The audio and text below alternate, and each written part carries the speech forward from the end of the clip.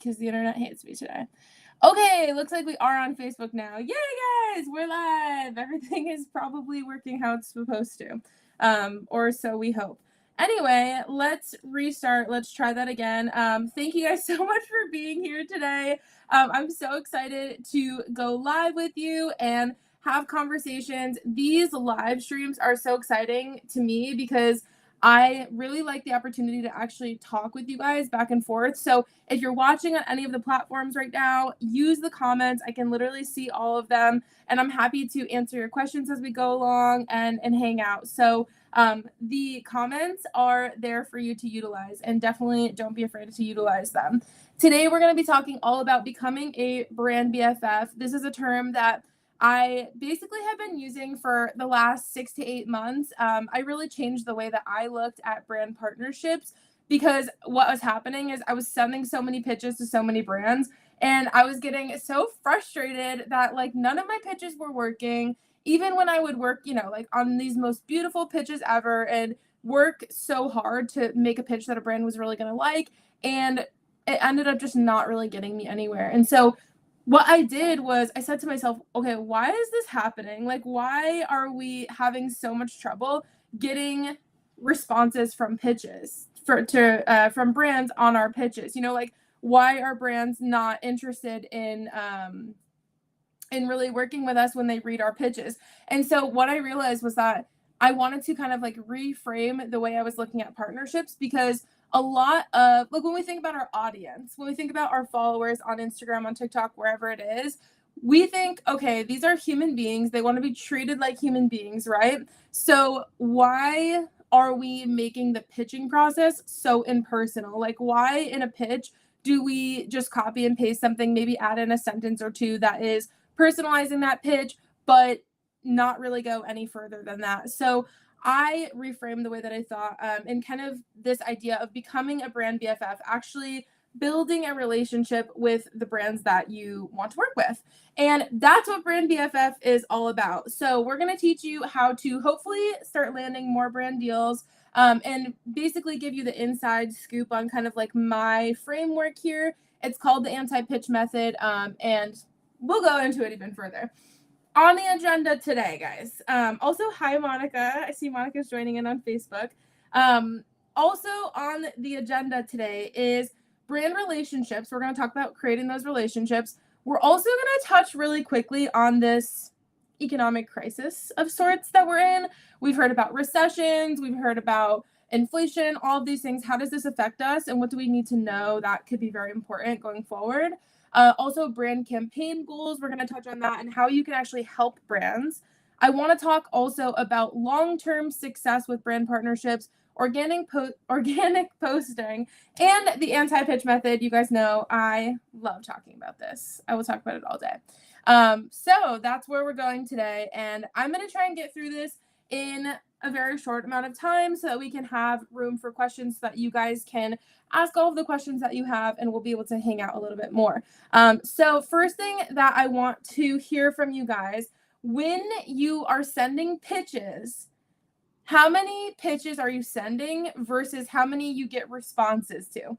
Let me know in the comments. Are you getting a lot of responses to your pitches? Are you getting like maybe 1 in 10?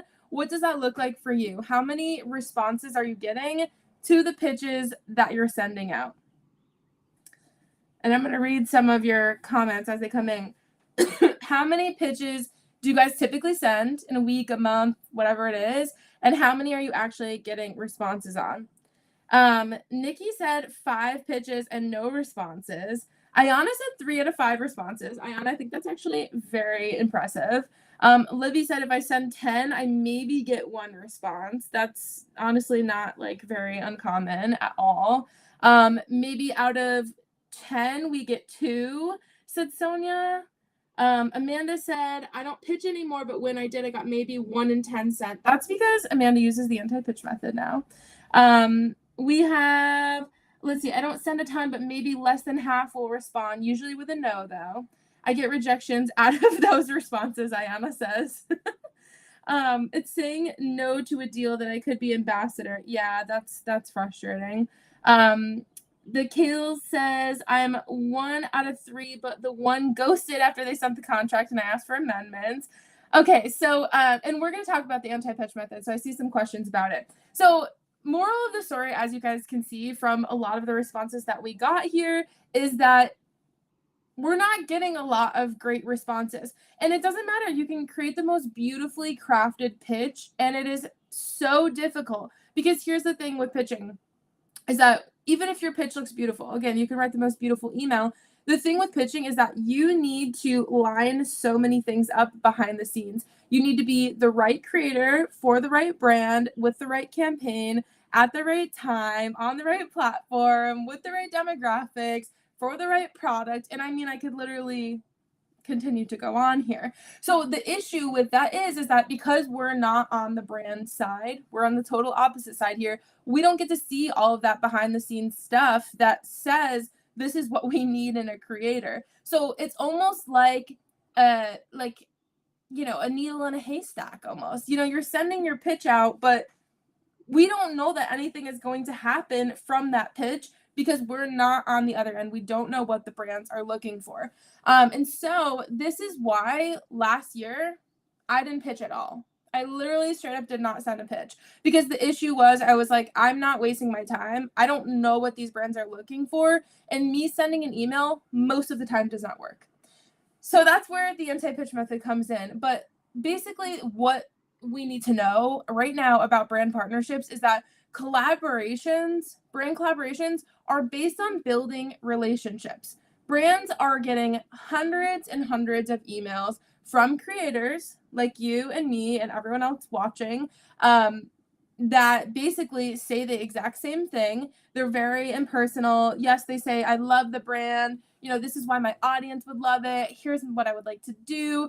And again, like everyone's sending the same pitch. And it almost starts to feel like kind of almost like you're using the person at the brand. Like they start to think, gosh, like clearly everyone is just like looking to work with us. They're all trying to make money. It's very rare for them to find someone who they're like, wow, this is like a breath of fresh air. This person genuinely wants to help us and be here to help us reach our marketing goals. And so this is why building relationships is so important. And Ayana actually brings up a great point. She said 99% of my paid brand deals have been from brands reaching out first. And Ayana, that is the point that I want everyone to get to, because I don't want you to have to spend all of your time pitching. As we talked about, it's a waste of time 99% of the time. The idea is that you create incredible relationships. You build a network of, people at brands who really love you and love what you do and connect with what you do, so that at a certain point when they have a campaign that comes up, then they say, oh, X creator, whoever this person is, would be perfect for this collaboration. We have to reach out to her. And so Ayana brought up that point of brands reaching out first. We want to build our network and build these connections so that hopefully we get to a point where brands are straight up reaching out to us. That is the goal, right? It's less work. It's like more intentional. It's more sustainable, because think about, we're building businesses here. Like sustainability in our businesses is obviously very important. So brand collaborations need to be based on building relationships. Now, we're going to talk a little bit about that. But first, what I want to bring up here is what is happening now, right? Like a lot of you guys have asked me on lives when I go live, is like, okay, well, what do I do about like this recession, or, how should I handle that? Obviously, things are going to be interesting, a little rocky, because we don't know what's going to happen with the economy. Like I've tried to understand it, and I feel like every resource that I look at says something different about it. So I don't think anyone really knows exactly what's going on or how far this is going to go. But the most important thing that you need to know is that brands at this point don't want to take risks, right? Like they don't know what the next 6, 8, 12 months is going to look like. So they don't want to be taking risks. They want to do something that is going to be, we know what the result's going to be. We're trusting this. We feel confident about this. This isn't the time where they're going to be like, let's try and do 50 different things that we've never done. This has to be a very secure time for them, right? So they don't want to take risks here. They want to ensure results. Now, they want to work with creators that they trust.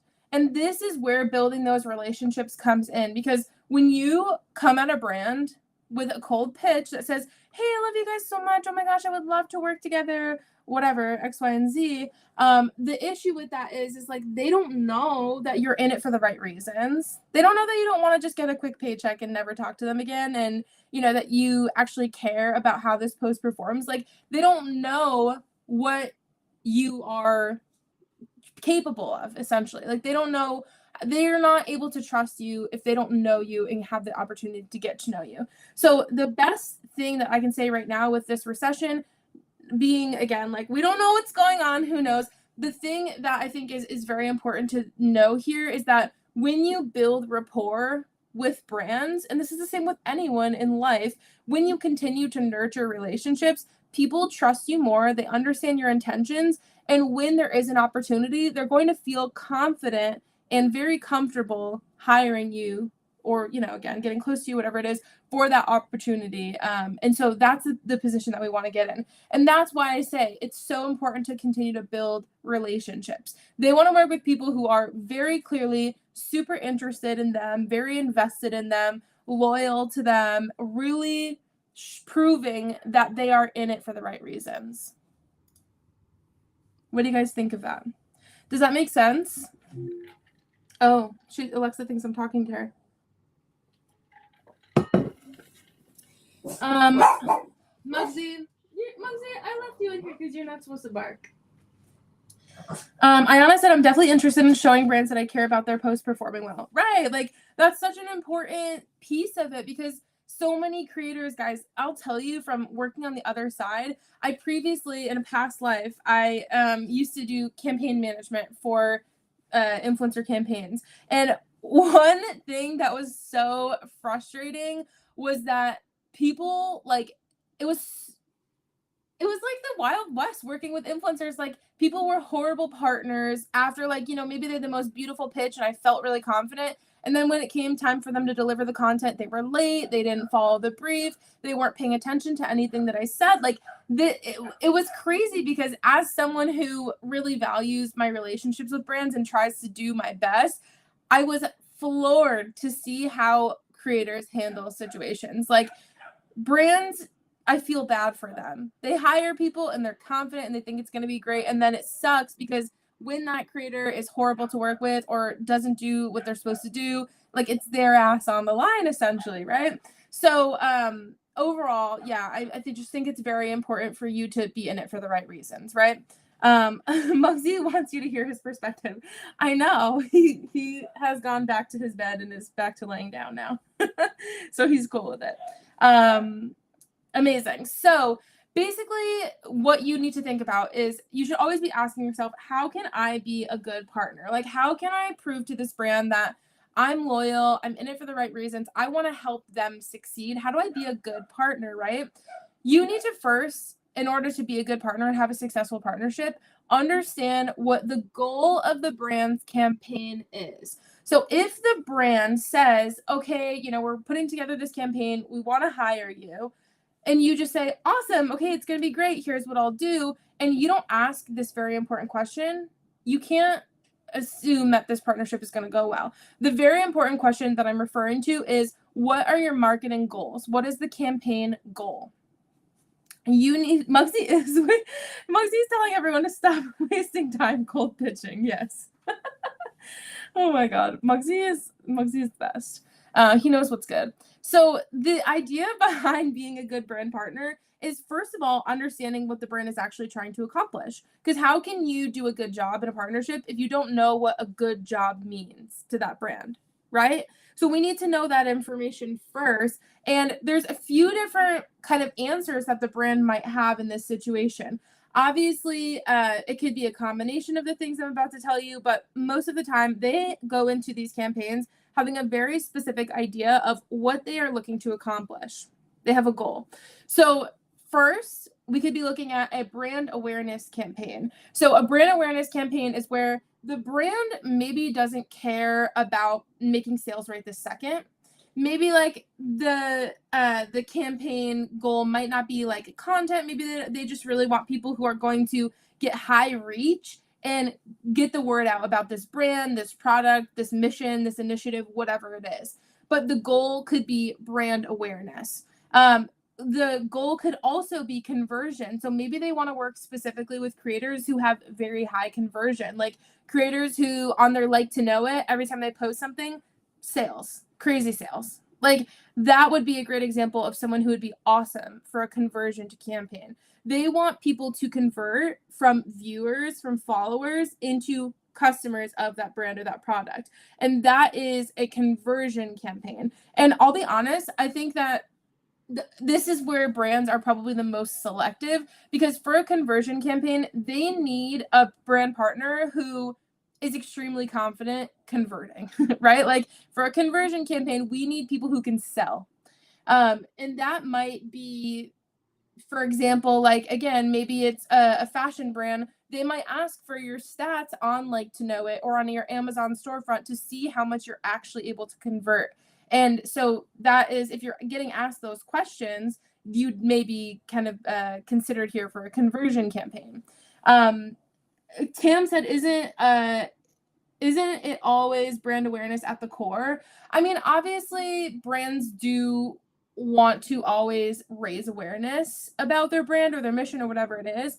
However, the main goal doesn't always have to be brand awareness. Like it could be solely like focused on sales. Like they don't really care if everyone knows about the brand, but they just want the small amount of people who do see it to buy.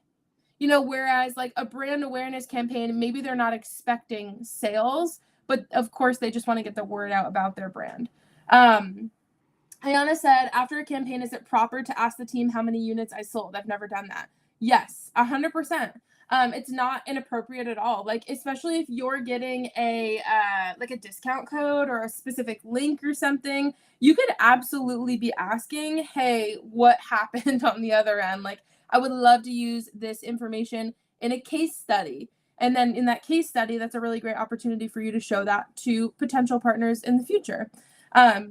If you don't have specific conversion numbers or other way of showing proof, I mean, not as solid of proof, but yes, you could always show, again, like your DMs or your comments. Like typically what I try and do in any campaign is like, if I get any DMs from people or any comments that are like, ooh, like definitely going to buy this, like what's the website, what's my discount code, like people who show that they're really interested, I'll take screenshots of all of those and I put them in my campaign wrap up that I send. And to show the brand, like, wow, hopefully we are actually getting these people who say they're going to buy something to actually buy something. So it's not as solid evidence as having, again, like numbers from a brand, but it can definitely be better than nothing, right? And the third option here is a content campaign. So a content campaign is like, they don't really care right this second about brand awareness or conversion. Their main goal is like, we need content. Like, we need videos, we need UGC, we need photos, like we need testimonials, unboxings, like they want content that they can reuse. And this may be a partnership where it's solely just the content that they want, or they may ask you to post the content because it can be, again, like a little brand awareness, but also they want to take that content and purchase usage rights for it. So that could be, that's why I'm saying like sometimes it's a combination of these. So these three things, while sometimes are intertwined, are three incredibly different perspectives here. Like there's three very different campaign goals. And this is why it's so important for you to ask a brand, what is the campaign goal? Because how can you properly suggest deliverables not knowing what you need to accomplish? How can you ensure that you, quote, do a good job if you don't know what doing a good job means to the brand? Because again, like if you don't know the goal, how are you supposed to know that? Livy said, if you have an affiliate link, you should be able to track it on your end. Yes, that's a great point. So being a good brand partner is really about understanding what that brand's campaign goals are so that you can actually help them accomplish it. You're a partner, like you're not just a creator who's doing this for fun, like you are a marketing partner to this brand. So when it comes to being a good partner, how can you help the brand? That should always be your number one priority. That should always be the question in the back of your head is how can I help this brand? And this is, I think, where a lot of creators in their pitch go wrong. And another reason why I think pitching is so difficult, because you obviously in a pitch want to sell yourself, but you miss the biggest important part here is how can you help the brand? So instead of your pitch being like, I am a creator who does this and I do this and I really love this and my audience would love this. It's not all about you. You should be framing the way you word that email as what can I do for the brand? So maybe instead of saying, I have this really great audience of people, who love beauty products, maybe you say, because my audience really loves beauty products, we would be able to produce a very high return on investment in this campaign. Do you see how just like I literally said the same thing in both sentences, but like just flipping the way you say it can definitely help. And that's if you are going to pitch. Again, I don't know that just because you word things differently, it's going to change much. But if you are going to pitch, think about the way that you're saying things. Knowing the goals of the brand, once you've gone through that last step of, hey, what are your marketing goals? What are the goals for this campaign? What can you offer them to help them reach those goals? So do you guys feel like you have a good understanding about like what each deliverable can actually accomplish? Like, do you feel like you have a good understanding of what each type of content on TikTok or each type of content on Instagram or whatever platform it is, do you feel like you understand those types of content and what they are specifically made to do? And I'm curious to actually hear from you guys in the comments here. Let me know. Like, do you understand the purpose of like an Instagram reel versus an Instagram carousel post? Do you know that there is a difference?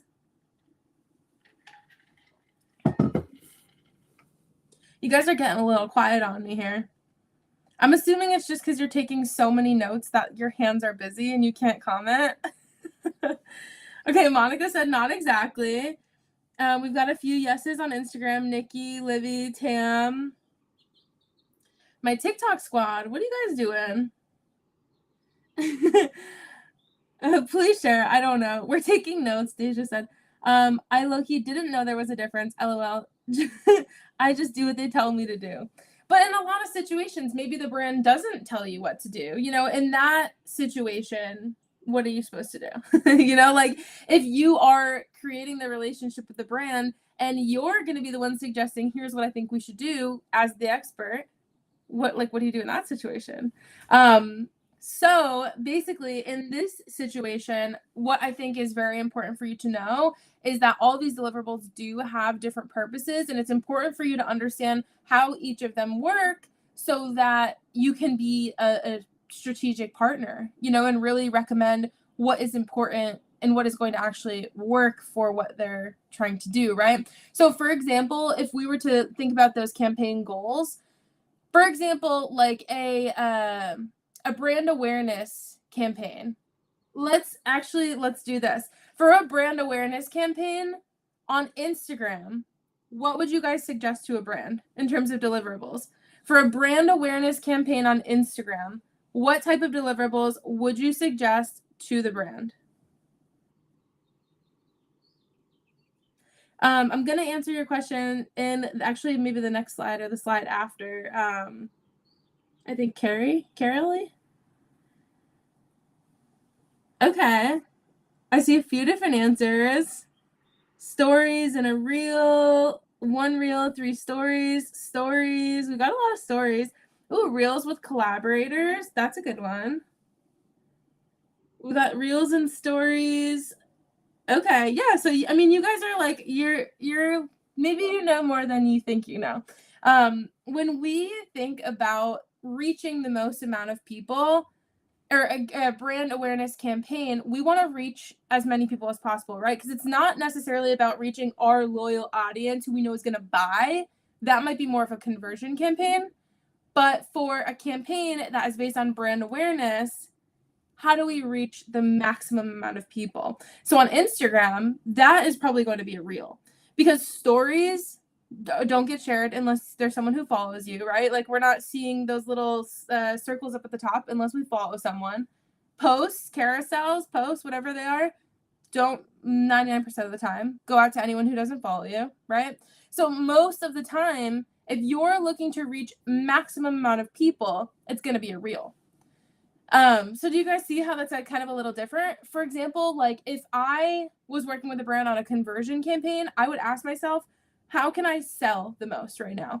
Okay, I know that stories would be really great for a conversion campaign because we have that link sticker, right? People can click it, go right to the product and buy it. So stories, great for conversion. And maybe posts too, because I want to, with a post, I'm typically going to reach mostly people who follow me. I know that the people who follow me are loyal and, you know, want to hear my recommendations and are more inclined to purchasing something that I suggest versus some random person on Reels. So maybe I'm going to do like a carousel or, you know, just like an image feed post if I was trying to do a conversion campaign. So do you guys see how that's different? Does that make sense? Do we have questions about that? Give me like some thumbs up. TikTok, give me some hearts on the screen. Yes, Livy said videos get pushed out more. Makes so much sense. Yay! Ayana, I'm almost done with my slides here, and then we're going to just open it up for questions. Cool. Okay, so you guys are getting it. You guys got it. We love to hear that. One thing that I want to say with all of this, guys, is I'm really stressing today how important it is for you to build relationships, right? But let's think about this. With a pitch, we're used to, in the best case scenario, sending the pitch, maybe a few days later, if we get a response, we get it a few days later. And it's typically a quick process. If it's going to work, it's going to be like bing, bing, boom, done, pitch, response, signing contract, you know, going through the whole deliverables process. So that is a quick process. What I teach is not a quick process. I'm extremely transparent about that because you're building relationships. Like think about any other relationship in your life. If you meet someone at a brewery, a girl who you really like her outfit, and you're like, ooh, like she looks like someone I'd want to be friends with. Are you going to walk over to her and immediately be like, hi, do you want to be my best friend? Do you want to come here with me? Do you want to do this? I'm actually going here this week. We should do this together. Can you imagine how insane people would think you are? Maybe that, but like light version I could see. But when you are immediately saying, hi, this is who I am. This is what I do. We should work together. Do you want to give me thousands of dollars? That is not, that's not going to work, right? We think about that in any other relationship in our life. It takes time. Maybe you meet this girl, you think she's super cute, and you're like, hey, love your outfit. I feel like we could totally hang out one day. Like, do you want to follow each other on Instagram? What's your Instagram? Let me connect with you. Whatever it is. And you make that one baby step. And then after that, maybe she sees one of your stories and responds to it. Okay, then we have like another, we're planting seeds, right? And then maybe after that, you post that you're going to get coffee. Does anyone want to join you? And she's like, ooh, I'll join you. Now we're like planting seeds and you're building a relationship. You're building this friendship. It's the same thing with partnerships, right? Like it is a long-term process to build long-term relationships. How many friends do you have in your life or partner in your life that you literally met, immediately bombarded with, let's hang out, let's do this, let's become my boyfriend, whatever it is? Are they still there? Probably not, right? It has to feel organic. It has to feel intentional. And that takes time. It's not a quick process. But this is why it's important for you to continuously build these relationships with multiple different brands so that when something does blossom, you're like, amazing. I'm already working on speaking with other brands too. You kind of have a lot going in the works at the same time, right? But it's a long-term process. This is not a quick process. So as I was saying, right, I mentioned this like planting seeds, right? The idea is that if you can continuously, again, plant these seeds. Oh my God, Anna, she said, it's cute that you're saying planting seeds and that your outfit, you look like a little gardener. I do have, it's a pink jumpsuit on. Yeah, I love that. So when you are planting seeds, right? When you're planting seeds with a brand, what does that look like? First things first, maybe you're going to hate this one, but it's just what works. And I'm not going to tell you that it's a bad idea organic posts is how can you prove loyalty to this brand through organic posts. It does not need to be a specific, dedicated, beautiful advertisement for this brand. Maybe you're sharing your favorite beauty products and you tag 3 brands. Maybe you are going through your nighttime routine and you tag like the tea brand that you have before bed. Maybe like your Kindle and your blanket that you have on. Like this is organic posting that is going to help you plant these little seeds. A mention in a story, maybe a mention in a roundup on a carousel. Maybe you're making a TikTok video that's like, here are my 5 favorite editing apps. I don't know, whatever it is, right? And you start to plant these little seeds, just saying like, hey, I know you guys exist. I love you. I use your product. Like, I'm here. I just want people to know about you because you're so amazing. When you want to work on something more formal, I'm here, right? But showing that you're willing to, quote, like create content for them without being compensated goes freaking miles, guys. Everyone's like, I don't want to create free content. I don't want to oh my God. I don't want to create free content. And I understand that. But you realistically taking a photo of like the 3 products you use before bed, posting it on stories, does that really take that much time? Is it really that big of a deal that you can't do it to potentially get yourself into a better situation financially? I think that's crazy. I think that if you have a problem with doing that, you need to like have your ego chill a little bit. Listen, I never want to work for free in any situation, but does a makeup artist, get a job with someone by like never having work done for their portfolio? You know what I mean? Like you have to someone actually, Livy said here, it's like an unpaid internship to a job. Yeah, it's kind of similar. Or like sometimes if a job is like, a writing job is like, oh, can you send us like a quick, 200 word like little write up as an example of what you might do. Like, I understand that it sucks to do that free work, but there are so many creators nowadays. There's so much saturation that you need to prove your loyalty somehow. And this is a great way to do it. So I think I'll tell you with organic posts, as my last thing with organic posts here, if a brand is ever like, hey, we want to work with you in a gifted capacity, like we'll send you this product and we want, an Instagram and a TikTok post in exchange, you ready to do this? That is a no for me. If a brand is ever asking me for specific deliverables for a product in exchange for a product, no. But if a brand wants to send me their product, or maybe I already have it at home, and I can organically create content when it feels right and how it feels right, great. But it's the second you have specific talking points, specific deliverables, that is a no for me, personally. You do what you want. But I'm telling you, that feels like getting taken advantage of. What if we do the free work and then the post blows up and they don't feel like they need to work with you? This is why you shouldn't be doing a dedicated post about this. So like, for example, if we were talking, okay, you guys know my Stanley, I use this as an example for everything, right? So if I'm using my water bottle as an example, say this is a brand that I wanted to work with, Stanley. Instead of me creating a TikTok or an Instagram post that says, oh my gosh, you guys will love this water bottle. You have to go get it. It's so sturdy. I put it through the dishwasher. I've dropped it 1,000 times and it's so like, if I am literally making an advertisement for this Stanley water bottle and posting it, of course they're not going to pay me. I've already done the work for free. So the idea is that maybe instead of that, maybe I do a post that says the 3 things I always have with me when I leave the house. My Stanley water bottle, my Dagny Dover tote bag, and my Case-to-5 phone case. I literally just pick 3 things randomly. And maybe I make that my post. Like, these are the 3 things I never leave the house without.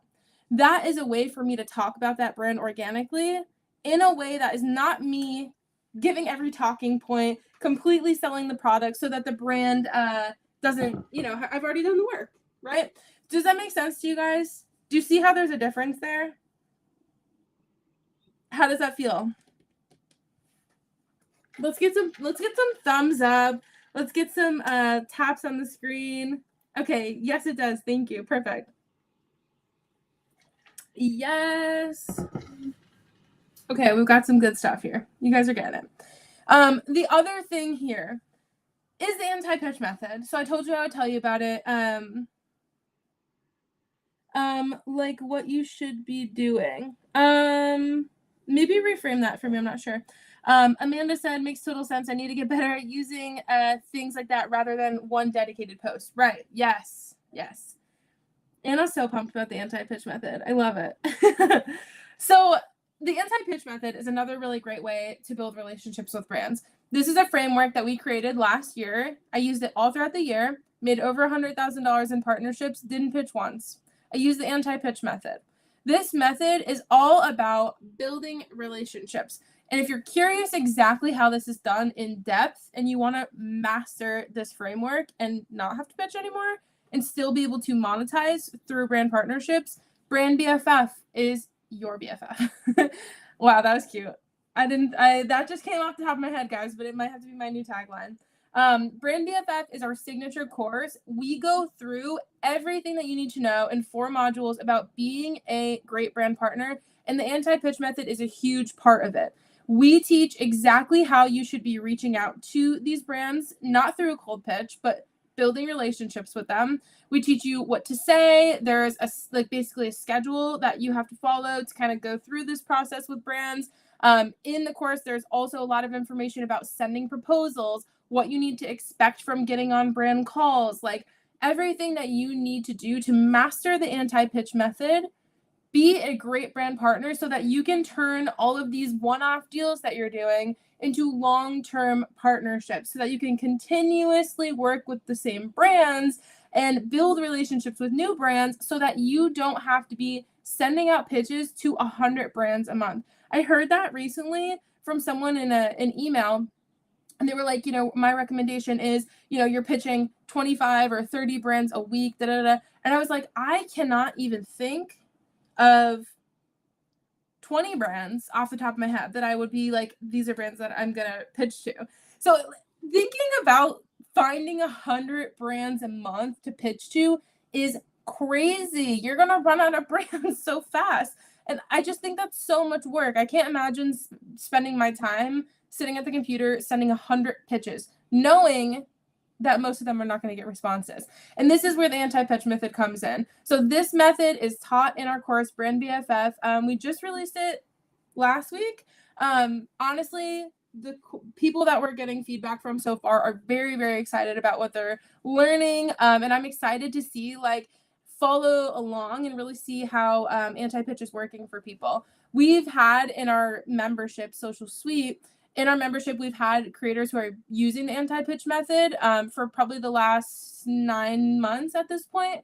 And screenshots that I'm taking of what people are saying and how things are working for them is amazing. I try and post them on Instagram stories all the time so you guys can see them, but it's been awesome to see. Anna said, yes, plus finding brands is so difficult. I've spent 2+ hours just searching for brands. Literally, searching for the brands and then actually having to write the pitch, it's too much work. You guys, this has to be sustainable. You can't run a business that literally burns you out like this and gets you into positions where you are overworking yourself, right? This needs to be sustainable. My other thing that I can say too is don't get it twisted here. You as a creator are who they are hiring to be a creative engine. Brands are hiring you to be creative. So what innovative ideas can you brainstorm to accomplish their goals? Maybe the brand, on LinkedIn, someone from the brand shares that they are cruelty-free now. And you comment on it saying oh, this is, so great, whatever, I love that you're cruelty-free. Have you thought about trying X, Y, and Z? Or maybe you're messaging them saying that, whatever it is. You are the creative engine. You have to consistently be coming up with ideas. You need to, and this is why it's so important for you to not burn yourself out. How can you continuously come up with great ideas, be inspired, and inspire those brands, right? That is a huge way to kind of plant seeds with them. Let them know, I'm thinking about you guys. When you come out with something new and I see it, I'm thinking about it, and I'm thinking about how you can accomplish your goals, right? I'm here as a partner, right? Just think about the word partner. We're not just someone that you're hiring, independent contractor, like we're calling it a brand partnership, a brand collaboration. You are a 50-50 partner. You need to make sure that you're showing them like I am in it just as much as you guys are, right? Amanda said, my best partner found me through organic usage and they paid me twice. Let them find you. Yes, I love that. Yes, build that content and attract them. Yes, guys. We're loving it. I'm loving it. We're getting it. So what I want to tell you today, before we open it up for questions, is that tomorrow we are having a kickoff call. It's an exclusive kickoff call with me and anyone who has gotten into Brand BFF in any capacity in the last week. We are getting on an exclusive kickoff call. This is a call where we will spend as much time as we need answering every question that you guys have. If you want to get on this call, you have to become a part of Brand BFF. This is a call that we're doing once. It's an exclusive kickoff call. But then once you're in Brand BFF, you have access to our community. So we have 90 plus creators in our membership called Social Suite. You get access into that community to be able to tap into other creators, to ask all your questions. You also have access to me in there to answer your questions.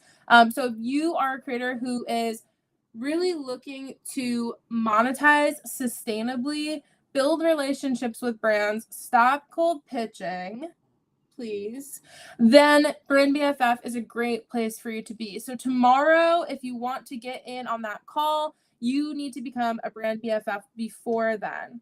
Okay, so you can send me a DM if you have any questions. I'm happy to answer them.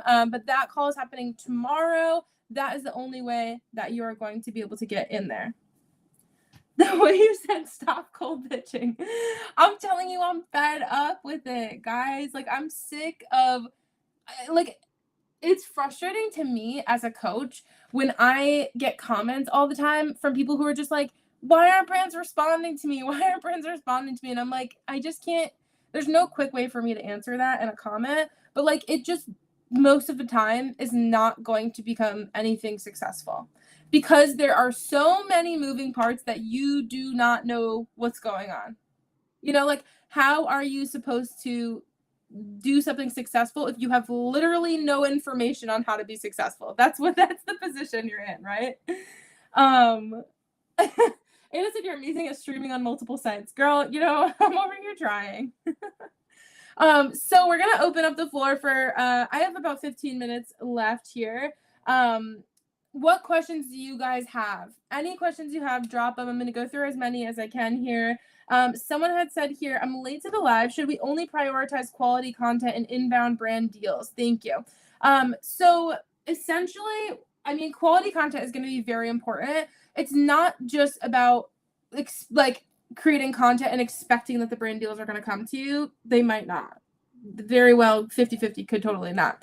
The idea is that you have to take steps to, again, plant those little seeds in order to build relationships with brands. And this is a huge part of the anti-pitch method, which again, in Brand BFF, our course, we teach you how to do all of those steps. So it's not cold pitching, but that doesn't mean it's not work either. Like, there's still work that goes into it. You're not going to have to, sit here and copy and paste and customize pitches all day, but you have to put in a certain amount of work in order to build these relationships and nurture these relationships. And the way that you do that is what we teach in Brand BFF, the anti-pitch method. How can I come up with a username that's professional but also isn't using my full name? Well, I guess that's really about just getting creative, honestly. Like, I mean, mine is just my first initial half of my last name, and that's just like always been it. There are plenty of people that have really awesome business names. When I thought of Social Me, I really tried to sit down and say, like, what are my values? And something that was very important for me was to, like, keep I guess, like, it's kind of like corny to say, but like the soul in social media, like I wanted it to be based on connections, like actually like meeting people and having conversations and all of that. And so that was kind of behind the scenes what was going through my brain. So I might sit down and ask yourself, like, what is your mission? And once you figure that out, maybe you can think of a name that kind of embodies that mission. Ayana said, how should we maintain long-term relationships? I do thank you notes and interact on their socials. Yes, so that's actually something that we talk about in depth in Brand BFF. Maintaining those long-term relationships is really about continuing to nurture the partnership. And or the relationship, and there's a lot of different ways that you can do that. But the other thing here as well is, why not try and make it a long-term partnership from the beginning? Or maybe you do that initial partnership, and from there you try and make it into something more long term, right? So that is, I think, in an ideal world, what I would try and do is always try and get those partnerships to not be one-off partnerships, and find ways to show the brand that you're interested in working long term. And again, once you do one long-term partnership, it's kind of easy to continue doing them. But that's something to think about. Also, do you have any advice if an ad doesn't perform well? This is another thing that we talk about in Brand BFF as well. We have a whole lesson on it. First things first is that most brands know that sponsored content is not going to perform as well as regular organic content. So I think going into it knowing that, it just kind of like sets your mind at ease a little bit. But I mean, there's a few different things that you can do. You can create more content if you want to. That's going to make you look really great, but it also means you have to create free content. You can do nothing, because your job is to create the content and do everything you can for it to perform well. After you've done all of that, what else can you really do? That's out of your hands. It's not your job. Or maybe you can find some sort of compromise. Maybe, for example, you offer them a month of paid usage for free if they want to spend the money to boost it. And you can kind of, figure out, I guess, like different avenues that you feel comfortable going down. But there are multiple ways you can handle it. It really just is based on your experience with that brand. Like, there are some brands who I would be like, ooh, yeah, like they're going to be probably pretty pissed, and like maybe I should do a little extra content, a little extra push. So honestly, I feel it out situation to situation. We had a question here on Instagram from Tam, who said, so we as creators can repost a brand's post and indirectly create brand awareness. But what happened when the brand reposts your post? Can we say no and they must pay because of copyright? So I actually just created a TikTok post about this, kind of explaining it more in depth. But what I would suggest here is that you utilize, you basically like kind of have to utilize this as an opportunity to get your foot in the door. So maybe it's not going to be you getting paid, because most of the time people are not going to pay you for organic usage. If you are working with a brand and you want them, you're not working with a brand, they find a piece of your content and they want to repost it, most of the time they're not going to pay you a cent for that. There's not. Maybe that would happen and you can get money that way, but I very, very, very rarely, I think only once have I seen that happen. But if there's paid usage involved, yes, you should definitely be getting paid. But just for a brand to take a piece of your content and repost it on their Instagram or their TikTok, they're not going to pay you in most situations, because it's organic usage, and most creators do include organic usage in partnerships. Now, what I would do in that situation instead is, because I want to create a relationship, right? I would say, absolutely, like, let me, send you a DM and we can talk about it. In the DMs is where I'm going to try and use this as a way to kind of like leverage a relationship. So I might say to them, hey, I would love to send over the content, high-res images or video, whatever it is, to, your marketing person, whoever needs to get this content, to get it shared. Can you please share the email with me where I can send this content? Can you guys hear him? Anna said, Muggsy sleeping sound, knowing everyone is going to stop cold pitching. I can't. I love this. I love it. Muggsy is the mascot of today. He is truly just the man. But basically, I would get that email address, and that's kind of like what you're getting in exchange, right? Let them use the piece of content, whatever. They're just sharing it on their Instagram with credit.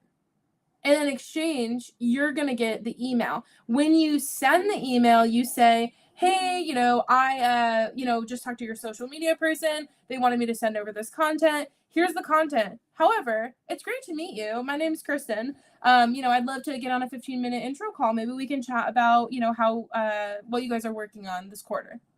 Then you're starting to build the relationship, right? What do you guys think of that? Anna said social mugs. Should I make him his own Instagram called Social Mugs? Oh my gosh. I can't. Jenny said, when negotiating on a paid deal, at what point should you follow up? I feel like maybe I am being ghosted even though we're in the middle of negotiations. So typically, what I would say is don't expect to get responses from brands in literally a day or two. A lot of the times what happens behind the scenes with negotiations is maybe they're reaching out and negotiating with 20 different creators right now, and they need to figure out what all these other creators charge to see what they can pay you. Like it all is like a puzzle that has to fit into this budget, right? So they need to hear from a lot of other creators. And again, a lot of creators take a long time to answer, those kind of things. So moral of the story is I would say give it a solid week. Every 7 days usually is when I follow up. If I haven't heard from them, I would basically follow up in 7 days. If I follow up and still don't hear, another 7 days. And I usually give them a solid week in between my follow-ups. Ayana said, wait, on a separate note, I'd high-key buy mugs with your designs. Wait, oh, what designs? Like my Canva presentation or Mugsy? With Mugsy. Wait, should I make a mug with Mugsy on it that says social mugs? Wait, this is good. That would be so funny. So for my best friend's birthday, she's obsessed with Mugsy. I literally put the ugliest photo that I had of Mugsy on a mug, and I gave it to her for her birthday. She literally for like a solid 2 weeks after sent me text messages with her using it every morning. It was amazing. Love you in purple. My camera presentation, I think it's beautiful. All right, guys, any other questions that you are looking to have answered today? Tam said, I've been waiting 2 months for a reply from a global brand. I would ask you in that situation, how many times have you followed up? That sometimes slips between the cracks, Got to make sure you're consistently following up. New business, social mugs coming soon. Hannah said, what do you include in your campaign wrap-up? This is actually another thing that we have totally lined out in Brand BFF in the course. We also have a template for this campaign wrap-up. For me personally, typically what it has is all my stats, also screenshots of the posts and the captions. I also put any screenshots of comments or DMs that I get about the product. If I have any information on like affiliate usage or anything like that, that is what I will also include in there. But yeah, honestly, any information that I can find that would be helpful to show the brand like, hey, this went well. These are the things that I have to prove it went well. That's what I'll put in there. Tam said I followed up twice and they keep saying not to stress. Well, I mean, if it was, as long as they're responding and saying like, we're working on it, I say give them time. What other platforms do you stream on? When will you be streaming again? So guys, right now we're on TikTok, Instagram, YouTube, Facebook, LinkedIn, and Twitter all at once. Okay. On my computer, I'm using Restream, it's called. I pay $17 a month, I think, to be able to stream on YouTube, Facebook, LinkedIn, and Twitter. Then I have my phone right in front of me here for Instagram. And then I have my iPad over here for TikTok. So we're everywhere. In terms of how often I stream on TikTok, I'm actually very frequently on TikTok Live, usually at least once a week, if not twice or 3 times a week. And we do a lot of different kinds of streams on TikTok. But that's just where I get the most, like we talk the most there. So it doesn't feel so much like me just talking to myself. So that's why I'm always on TikTok Live. The Cake Cupcake said, I'm having such a hard time pricing my content. I've had brands offer me $20 for a video. So you should come to one of our lives that we do for auditing. So basically once a week, I try and do the audits. We will go through your profile. We'll show it on the screen so everyone can see it. And we basically will try and give you like a starting rate for your content. Do you guys hear Muggsy? He's so loud. Oh my gosh. Yay, love your lives. Would you recommend everyone has a LinkedIn? Oh my gosh, yes. Yes, yes, yes, yes, yes. And it actually in the anti-pitch method, that is a huge, huge, huge part of the method is really LinkedIn is huge. So yes, please have a LinkedIn. In our membership, we actually have a whole like optimization tutorial to teach you how to optimize your LinkedIn profile for partnerships. So if you're confused about like what the heck do I post on LinkedIn or what do I need it to look like, we go through that in one of the free resources. Are brands usually just looking for Instagram content? Asking because of the potential TikTok ban? No, not at all. I actually have a friend who just told me the other day that she just signed a contract with TikTok for a partnership with TikTok. So like there are plenty of brands who are absolutely looking to work with creators on platforms other than Instagram. Though I will say for me personally, typically Instagram is where I see the highest like monetary value that brands are willing to pay. And my following is like the same on all platforms or both platforms. Do you recommend using a virtual address to give your brands for campaign and product shipment? That's really up to you. It's personal preference. For me personally, I just use my home address, but also apparently people can just Google my home address and most other people's home address. So, you know, it is what it is. Yay, creating a LinkedIn today. Amazing. Tam said, I need a formal pitch for LinkedIn. So, like, I don't want you to have a formal pitch on LinkedIn. Like, there doesn't need to be formal pitches. That's the whole point of the anti-pitch method. Because when you are creating a formal pitch, you're right back to the point of having a copy and paste pitch template. And I don't want you to ever be there because that shit doesn't work. Right? Like we want you to be having conversations. I don't want you to be sending out the same pitch to everyone. I want you to be having conversations, building friendships. How would you, again, like if you met someone that you were interested in getting to know, how would you approach them? That's the way I want you to look at it. So guys, if you have any questions about Brand BFF, again, this is our signature course. Everything that we went over today was literally like the smallest snippet of what is in this course. Everything that you need to know top to bottom about creating relationships, building relationships for long-term partnerships without pitching, how to be a great brand partner is all what this course is all about. Also, one thing I will note for Brand BFF is that there are payment plans as well. So I know a lot of creators, especially again with whatever's happening in the economy, are nervous to spend money. I get it. However, investing in your education is just that. It's an investment. You are hopefully going to take everything that you learn, implement it, and end up with more money. And your investment will be an investment. Yeah, guys. So that's Brand BFF. Don't forget, if you get into Brand BFF today, you get to come to our kickoff call tomorrow. I will be there answering all of your questions one-on-one on video. So we'll be able to have conversations and, again, answer everything you need answered. So that will be tomorrow. If you're getting in on Brand BFF today, you will get an exclusive invite to that kickoff call. I'm hoping to see Anna there. I know that she is part of Brand BFF. I'm hoping to see her there. We've got a lot of other really great creators who will hopefully be joining us. So if you guys have any questions about that, that's where you find it. But overall, this was really fun. I hope you guys learned a lot, had a lot of fun here today. Always here to answer your questions. And that's it. That's the whole shebang today. All right.